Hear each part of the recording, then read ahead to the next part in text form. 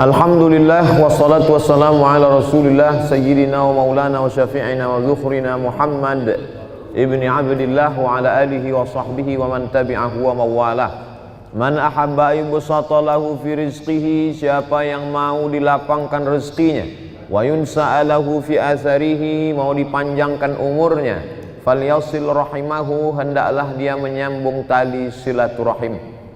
Malam ini saya masih diberikan Allah Ta'ala kesempatan untuk menyambung silaturahim dengan keluarga besar Tuan Haji Kemas Abdul Halim. Anak cucu tak dapat disebut satu persatu. Hadir pula bersama kita Sayyidi Al-Habib Profesor Dr. Sayyid Aqil Al-Munawwar. Bersama kita para habaib Sayyidi Al-Habib Mahdi bin Syihab, Habib Qasim, Ustadz Solhas, Ustadz Taqwa, Ustadz Kemas Ali, Ustadz King, dari King sampai Queen ada semua. Mudah-mudahan pertemuan kita ini pertemuan yang diridhai Allah Subhanahu wa taala. A'udzubillahi minasyaitonir rajim. Ya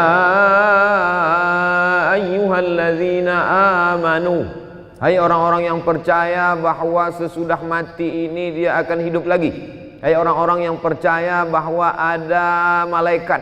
Hai orang-orang yang percaya bahwa ruh itu nanti akan berjumpa lagi dengan jasad. Hai orang-orang yang percaya. Yang tak percaya tak dipanggil dalam ayat ini.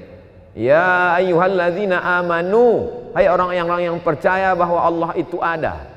Kalau kau rasakan bahwa dunia ini sempit, bahwa akhirat itu lapang, kalau kau sangka bahwa Allah itu tak ada, Tuhan itu tak ada ketika ujian datang, maka sesungguhnya Dia Maha Ada.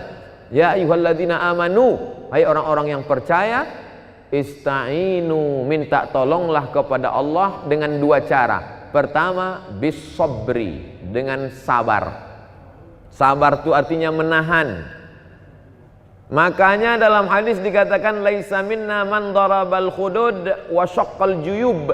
Siapa yang memukul-mukul pipi, menarik-narik rambut, bukan umat Nabi Muhammad SAW. Tak bisa dia tak bisa ditahannya tangannya. Maka siapa yang memukul-mukul pipi, menarik-narik rambut, maka bukan umat Nabi Muhammad SAW. Maka niyahah haram hukumnya. Meratap, lidah bisa ditahan, tangan bisa ditahan, tapi ada yang tak bisa ditahan, tetesan air mata. Maka ketika Ibrahim, anak Nabi dari Maria Al-Qibtiyah, meninggal dunia, menetes air mata Nabi. Sahabat bertanya, "Ama tarda ya Rasulullah? Apakah engkau tidak ridha dengan kematian ini ya Rasulullah?" Kata Rasul, "Aku ridha." Kalau memang ridha, kenapa menangis? Tetesan kasih sayang. Jadi menangis tak apa-apa. Menangis bukan tanda murka kepada Allah. Saya pun sampai hari ini kalau nampak saya anak kecil, semalam ketika kita dari Masjid An-Nur mau masuk ke dalam mobil, datang ibu-ibu jauh membawa anak kecil. Tak bisa dia mendekat, saya panggil, "Bawa kemari." Yang teringat saya, begitulah dulu waktu saya kecil dibawa oleh almarhumah emak saya, mendekatkan kepada alim-alim ulama. Asal nampak ustaz, asal nampak tuan syekh, asal nampak habib, minta sapukan kepala, minta hembuskan. Jadi hari ini kalau nampak saya anak kecil, yang nampak saya itu bukan dia, tapi yang nampak saya adalah waktu saya kecil dulu. Air mata tak bisa ditahan, tapi tangan bisa ditahan, lidah sumpah serapah caci maki bisa ditahan, pikiran yang mulai berkata kalaulah dulu, kalaulah dulu, kalaulah dulu, kalaulah dulu, maka kalau datang sekali lau, tutup langsung dengan ingat kepada Allah, karena kalau itu adalah salah satu pintu setan masuk. Kalau kita pun konsultasi sama psikiater, psikolog, mereka akan berkata jangan banyak berkalau-kalau, katakanlah qadarullah. Ini sudah takdir Allah Subhanahu wa taala. Innallaha katabal maqadir. Allah sudah menetapkan takdir 50,000 sanah, 50.000 tahun qabla an yakhluqas samawati wal ard. Sebelum Allah menciptakan langit dan bumi, Allah sudah memerintahkan qalam. Allah bersumpah demi qalam, nun wal qalami wa ma yasturun. Allah suruh qalam menulis, hai qalam, tulis takdir sejak alam terkembang sampai hari kiamat. Rufi'atil aqlam, pena sudah diangkat, wajaffatis suhuf, lembaran sudah kering. Tak ada yang bisa menolak takdir Allah Subhanahu wa taala. Allahumma inni la as'aluka raddal qada walakin as'aluka lutfa fih. Aku tak minta supaya kau tolak takdirku itu ya Allah. Aku cuma ingin kau berikan kelembutan pada takdir itu. Makanya ada satu amal yang lebih hebat daripada mati syahid, lebih hebat daripada jihad, lebih hebat daripada haji mabrur, lebih hebat daripada puasa sunat, lebih hebat daripada membangun masjid. Apa amal itu? Ridha menerima takdir Allah Subhanahu wa taala. Makanya kata Imam Al-Qushairi dalam risalah Al-Qushairiyah, aku tahu kapan Allah ridha kepadaku. Nah, itu bukti ridha Allah. Aku tahu kapan Allah ridha kepadaku. Dari mana engkau tahu Allah ridha kepadamu?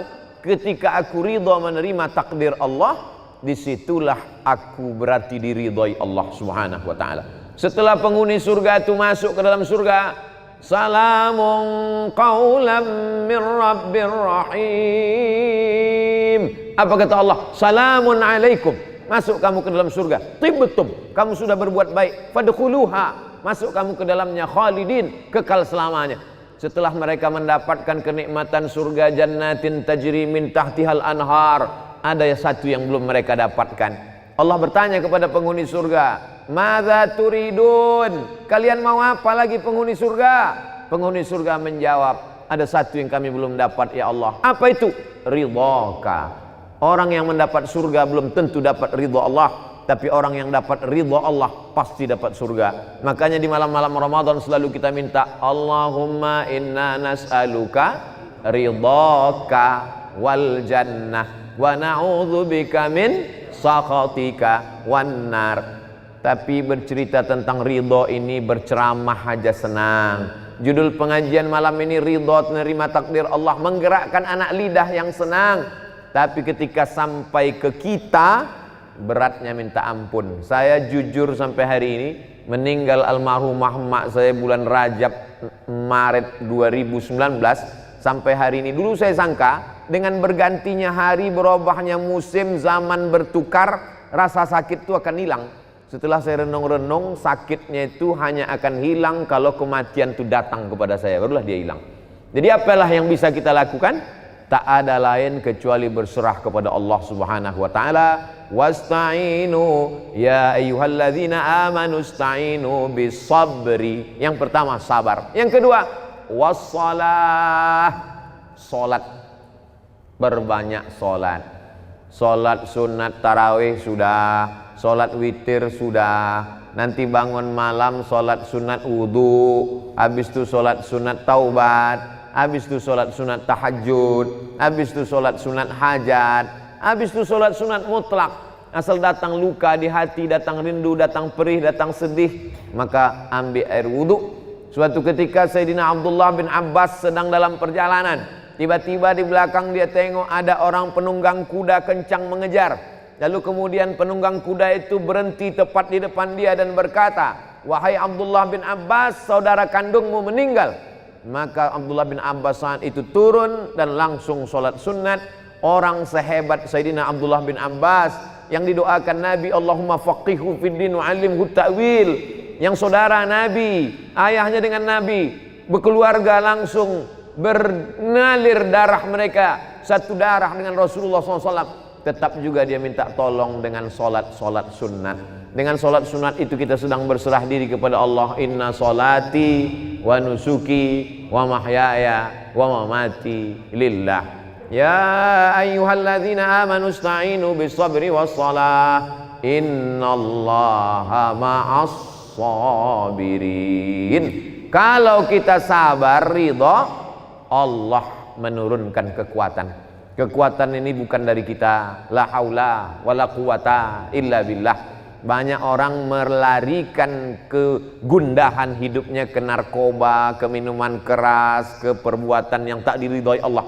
Tidak ada jalan lain kecuali berserah diri kepada Allah, balikkan semuanya kepada Allah. At-tahiyatul mubarakatus salawatut thayyibatu lillah.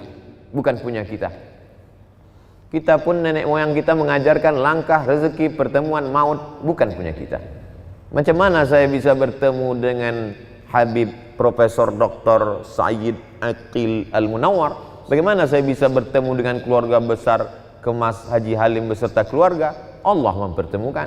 Bertemu kita di majelis yang baik.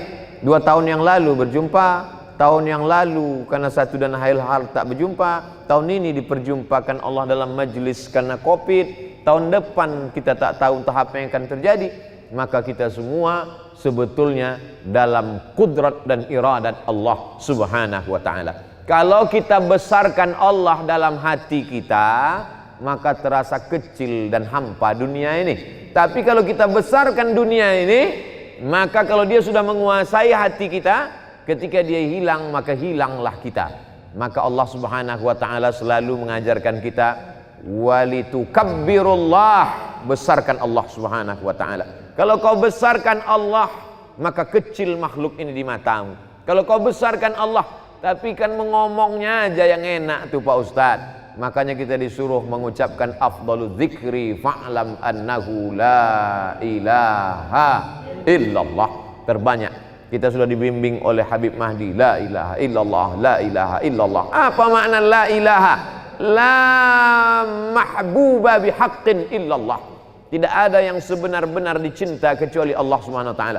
Makanya Nabi Muhammad sallallahu alaihi wasallam itu dilepas Allah semua yang dia sayangi itu dari dalam hatinya. Yang disayangi ayah, meninggal ayahnya 2 bulan dalam kandungan. Walamma tamma min hamlihi syahrani ala ashhuril aqwalil marwiyah tufiya bil madinatil munawwarati abuhu Abdullah. Lepas ayahnya, ibu tinggal, maka dicabut Allah juga sayang ibu itu dalam hatinya. Meninggal Aminah. Siapa lagi? Paman Datuk Abdul Muttalib. Abdul Muttalib itu juga dilepaskan. Siapa lagi? Abu Talib. Di saat dia ditekan, orang segan mengganggu dia karena Abu Talib. Abu Talib itu juga dilepaskan Allah dari dirinya. Begitu juga dengan Sayyidatuna Ummul Mukminin Khadijah. Khadijah pun lepas juga. Anak perempuan Zainab, Ummu Kulsum, Ruqayyah, Fatimah, 3 anaknya itu juga ditarik Allah Subhanahu wa taala. Anak laki-lakinya Al-Qasim, Abdullah, Ibrahim juga, sampai akhirnya tak ada tempat dia bergantung kecuali hanya Allah Subhanahu wa taala. Maka idza dhaqat 'alaika dunya, kalau sempit terasa dunia, satu-satunya yang bisa kita hembuskan napas panjang, tarik napas panjang dan katakan Allah. Tak ada lain daripada itu. Idza dhaqat 'alaika dunya, kalau terasa sempit dunia ini, tak ada yang bisa melapangkannya kecuali Allah, dengan cara mendekatkan diri kepada Allah Subhanahu wa taala. Orang selevel Umar bin Khattab pun begitu dapat berita bahwa Nabi meninggal, apa yang dia lakukan?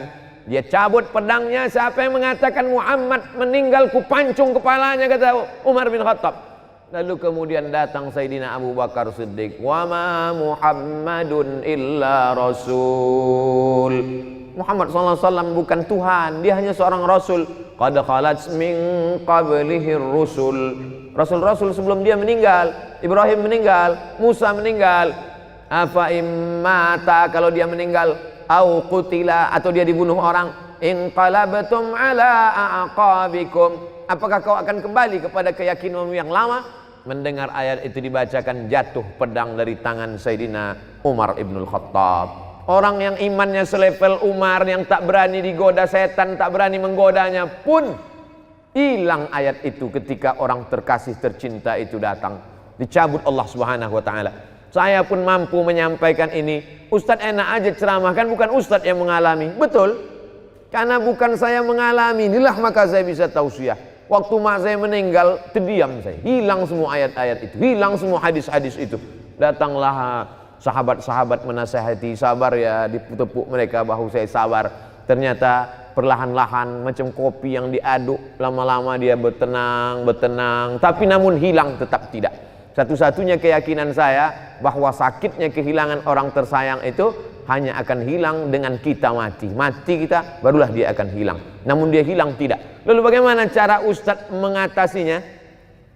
Maka bisa kita lakukan dengan memperbanyak dekatkan diri kepada Allah. Allah berjanji, "Falyabudu rabb hadzal bait Kalau kau banyak-banyak beribadah, 2 janji Allah. At'amahum min ju', kalau kau lapar dikenyangkan Allah. Masalah lapar kita udah selesai udah. Yang kedua, wa amanahum min khauf. Kalau kau takut, kalau kau cemas, kalau kau galau, maka insya Allah dihilangkannya ketakutanmu. Allah minta 1, dikasihnya 2. Allah memang selalu begitu.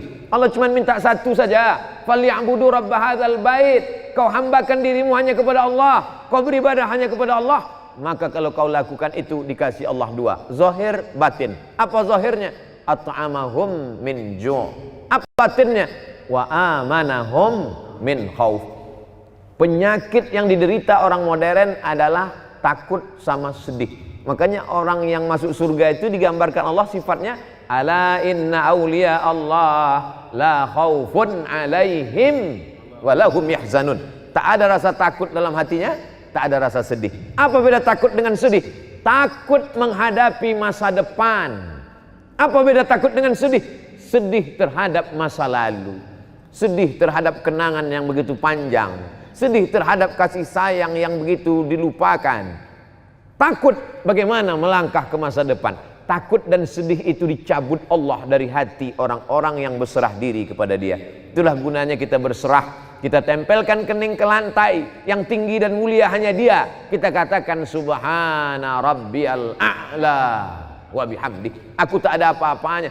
Kita duduk bersimpuh dan berkata 8 laporan kita kepada Dia. Rabbighfirli warhamni wajburni warfa'ni warzuqni wahdini wa'afini wa'fu anni. Di saat kita berserah kepada Dia, disitulah Dia akan mengembalikan kita. Sesungguhnya ujian itu Dia kasih supaya sujud kita lebih lama.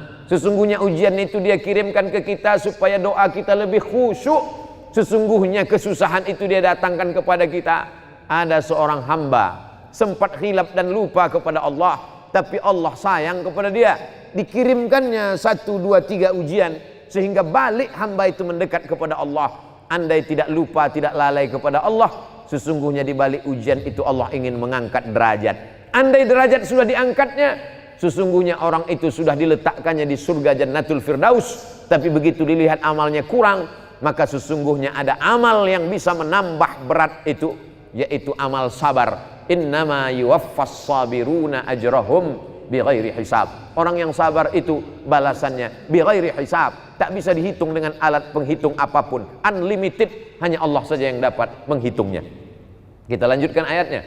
Walanabluwannakum bisyai'im minal khauf. Takut. Wal ju', lapar. Wa naqsim minal amwal, kurang harta, rugi, hilang, bangkrut, terbakar, diambil orang. Wal anfus, sakit. Was samarat, kemarau, paceklik, tak ada makanan, tak ada buah-buahan. Wa basyiris sabirin, berikan kabar gembira kepada orang yang sabar. Siapa itu? Alladzina idza asabathum musibah, ketika datang musibah itu kepada dia, yang keluar dari mulutnya bukan sumpah serapah caci maki, yang keluar dari mulutnya adalah inna lillahi wa inna ilaihi raji'un. Apa kata Allah di ujung? Ulaika alaihim salawatum min rabbihim wa rahmah wa ulaika humul muhtadun. Siapa yang mendapatkan salawat dari Allah? Siapa yang mendapatkan rahmat dari Allah? Siapa yang mendapatkan hidayah? Itulah orang-orang yang sanggup berkata apapun yang terjadi, dia katakan inna lillah wa inna ilaihi raji'un.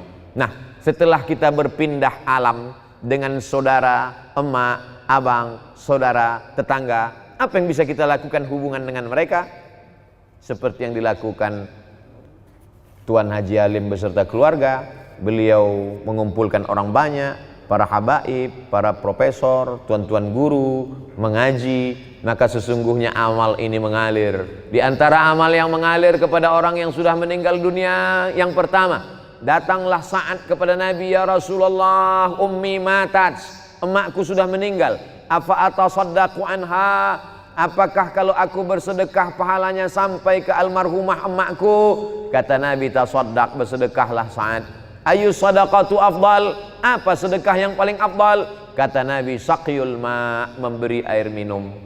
Carilah pondok pesantren yang kurang sumur bor, cari pondok pesantren yang kurang WC, toilet, kamar mandi. Mengalirlah pahalanya kepada almarhum almarhumah. Mandi, buang air kecil besar anak-anak santriwan santriwati di sana, mengalir kepada yang sudah meninggal. Mengalir pula rahmatnya ke hati kita, lapanglah dada kita menerima segala kesulitan hidup. Tidak ada cara lain kecuali itu saja. Lalu kemudian yang kedua adalah mengirimkan doa. Ketika Sayyidatuna Aisyah lewat di makam Baqi, kata Nabi, kalau kau lewat jangan diam saja, doakanlah mereka. Apa doanya? Assalamualaikum ya ahlad diyar minal mu'minin wa inna insyaallah bikum lahiqun yarhamullahul mustaqdimina wal mustakhirin nas'alullaha lana wa lakumul afiyah. Tapi doakan putus Pak Ustadz.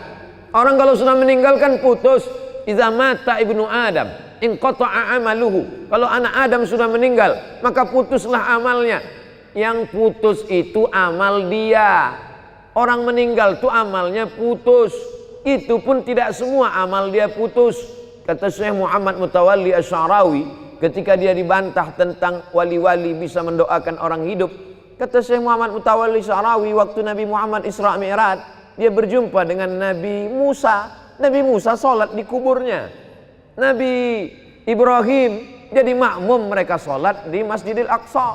Kalau begitu orang meninggal itu pun tetap sholat, dan sholat itu doa. Lalu apa makna hadis inqata'a amaluhu? Yang maksud putus di situ adalah amal taklifi, amal beban wajib. Adapun orang meninggal masih tetap bisa beribadah kepada Allah, maka Nabi Musa beribadah. Nabi menjadi imam, makmumnya Nabi yang sudah meninggal, mereka tetap beribadah. Maka wali-wali Allah tetap mendoakan kita. Maka kita berziarah ke makam wali-wali Allah. Allahumma inni natawassalu ilaika bi awliyaika salihin. Imam Syekh Abdullah bin Siddiq Al-Ghumari menulis kitab tentang itu, tentang bertawassul dengan orang-orang soleh dan wali-wali Allah. Jadi yang dimaksud dengan putus itu adalah amal taklifi. Mereka tak wajib lagi sholat, mereka tak wajib lagi puasa Ramadan, tapi amal mereka tetap terus. Wali-wali Allah, Imam Al-Haddad, para ulama, para habaib tetap mendoakan orang-orang yang masih hidup. Lalu kemudian yang dimaksud dengan inqata'a amaluhu, orang yang meninggal itu amalnya putus, amal taklifi. Adapun amal kita maka masih tetap mengalir kepada orang meninggal dunia. Kalau putuslah amal kita kepada mereka, tak ada sholat jenazah. Karena sholat jenazah itu adalah amal orang hidup untuk orang meninggal dunia. Kalau ada orang mengatakan Fatihah yang kita baca tak sampai pada orang meninggal dunia, berarti nanti waktu sholat jenazah Allahu Akbar, tak pakai Fatihah karena tak sampai.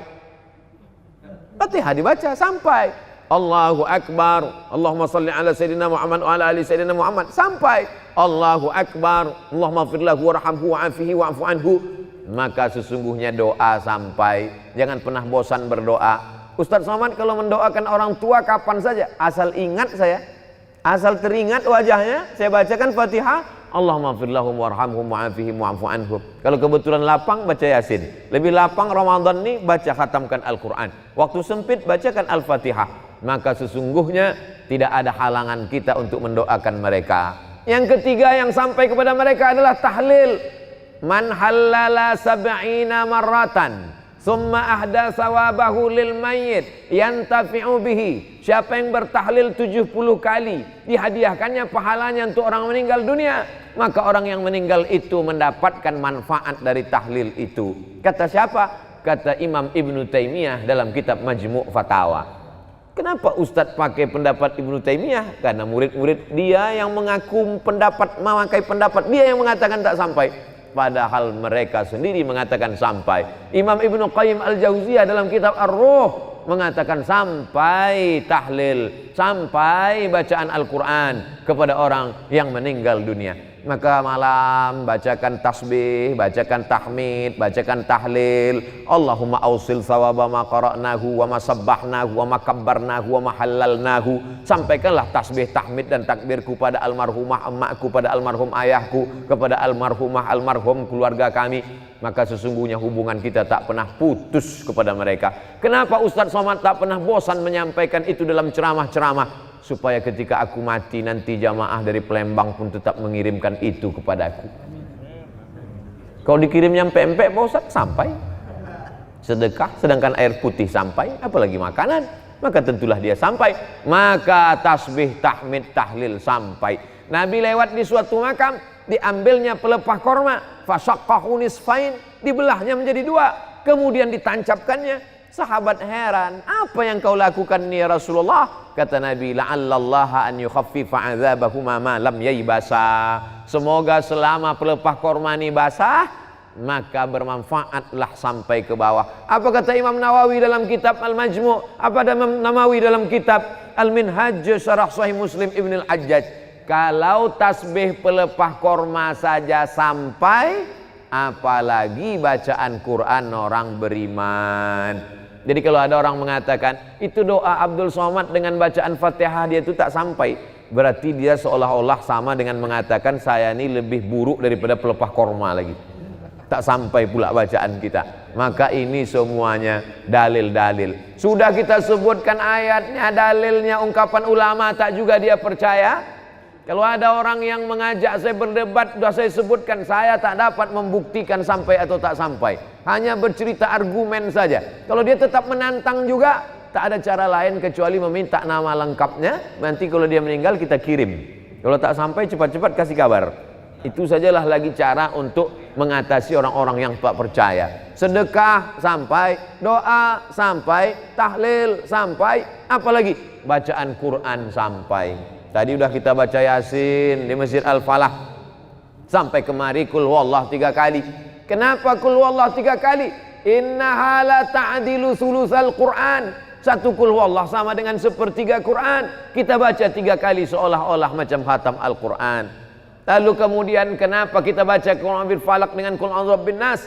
Kata Nabi sallallahu alaihi wasallam, kalau dibaca pangkal Al-Baqarah, ujung Al-Baqarah, Al-Mu'awwidhataini, maka cukuplah itu sebagai sebuah amalan. Tapi yang paling afdalnya adalah wa in khatimul Qur'ana fahuwa hasanun, kata Imam An-Nawawi dalam kitab Al-Azkar. Seelok-elok, sebagus-bagusnya dikhatamkan Al-Quran. Habis sholat subuh 2 lembar, habis zuhur 2 lembar, habis maghrib 2 lembar, habis isya 2 lembar, habis tahajud malam 2 lembar, 1 hari 10 lembar, 1 juz 30 malam, maka dapatlah kita menghadiahkan pahala-pahala bacaan Al-Quran. Sedekah sampai, doa sampai, tahlil sampai, bacaan Quran sampai, apalagi yang sampai kepada mereka?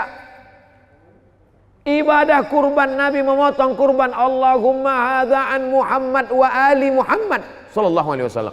Padahal waktu itu Khadijah sudah meninggal. Itu membuktikan bahwa pahala kurban pun sampai. Ini tak lama lagi nanti Zulqa'dah, sesudah itu Zulhijjah, maka berkurban untuk almarhumah, untuk mengobati hati sampai. Yang ketujuh, apalagi yang sampai kepada mereka? Labbaik Allahumma syubrumah. Kata Nabi, kau menghajikan siapa? Syubrumah. Syubrumah itu siapa? Akhi, saudaraku. Kau sudah haji apa belum? Belum. Hajikan dulu dirimu, kata Nabi. Itu membuktikan bahwa haji pun sampai. Kalau dia sudah haji, boleh haji sunat. Kalau dia umrah, maka dilaksanakan. Ini semua adalah amalan-amalan baik. Maka banyak orang tak Islam itu takut masuk Islam. Kata dia, orang Islam, kamu kenapa tak mau masuk Islam? Orang Islam tak sayang pada leluhur. Begitu meninggal langsung dikubur. Dia mau seminggu dulu main gaplek baru dikubur. Padahal orang Islam amat sangat sayang pada leluhur, karena kita tetap mendoakan mereka bertahun-tahun. Bahkan yang sampai itu lebih banyak lagi. Lebih banyak lagi. Segala amal baik yang kita lakukan itu sampai kepada almarhum ayah, almarhumah emak. Man dalla ala khairin falahu mithlu ajri fa'ilihi. Siapa yang menunjukkan perbuatan baik, maka dia dapat pahala seperti orang yang melakukannya. Bedanya kalau anak kandung dengan orang lain, anak kandung melakukan baca Quran, otomatis sampai. Anak kandung berkurban, otomatis sampai. Tapi kalau orang lain macam kami, yang tak ada hubungan nasab, hubungan darah, maka tadi dibimbing, Allahumma awsil sawaba ma qara'nahu wa ma sabbahnahu wa ma kabbarnahu wa ma halalnahu wa ma qara'nahu min ba'di suratil Baqarah wa surati Yasin wa suratil Ikhlas wal Fatihah wal Mu'awwidhataini, dibacakan oleh para habaib kita. Maka sampaikanlah kepada almarhum almarhumah, begitulah hubungan kita tak pernah putus, karena sesungguhnya kita tak pernah mati. Berawal kita dari alam ruh, hidup. Pindah ke alam rahim, hidup. Masuk ke alam dunia, hidup. Pindah ke alam kubur, alam barzah, hidup. Bangkit nanti di alam akhirat, hidup. Kita tak pernah mati. Orang yang mengatakan mati. Wala taqulu liman yuqtalu fi sabilillahi amwat. Jangan kau katakan mereka mati, bal ahya, mereka hidup. Walakin la tash'urun. Kamu yang tak bisa merasakan kehidupan mereka. Makanya para habaib, para wali Allah, bisa mereka dengan koneksi yang sama, dengan level yang sama, bisa mereka melihat itu. Orang-orang yang mati bisa berhubungan dengan mereka. Kenapa? Karena sesungguhnya kita hanya berbeda alam saja, tapi Allah Subhanahu wa ta'ala menutupkan dengan hijab dosa-dosa kita. Walaupun demikian kita tetap berkirim bacaan Quran, pahala, jangan pernah lupa. Seperti sebetulnya Ustadz Somad mengingatkan lewat ceramah, lewat tausiah. Beda dengan Tuan Haji Kemas Abdul Halim, beliau menyampaikannya lewat action, lewat perbuatan.